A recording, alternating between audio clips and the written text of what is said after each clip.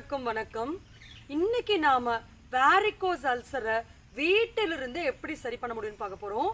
பல வருஷமா பல ஆயின்மெண்ட்ஸ் போட்டு பல சிகிச்சைகள் எடுத்து ஆறாத புண்களை வீட்டில் இருந்த மாதிரியே எப்படி ஆற்றிக்கொள்ள முடியும், அதில் எந்த விதமான செப்டிக் ஆகாத அளவுக்கு நாம் என்னென்ன உணவு கட்டுப்பாடுகளை எடுத்துக்கொள்ள முடியும் தான் இந்த பகுதியில் நம்ம முற்றிலுமா பார்க்க போறோம்.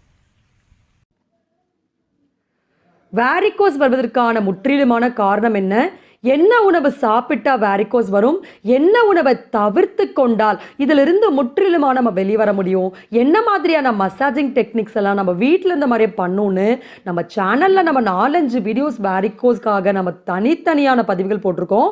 அந்த வீடியோஸோடைய லிங்க் எல்லாம் இந்த டிஸ்கிரிப்ஷன் கீழே நம்ம ஷேர் பண்ணுறோம். இது கண்டிப்பாக எல்லாருக்கும் பயனுள்ள தகவலாக இருக்கும்.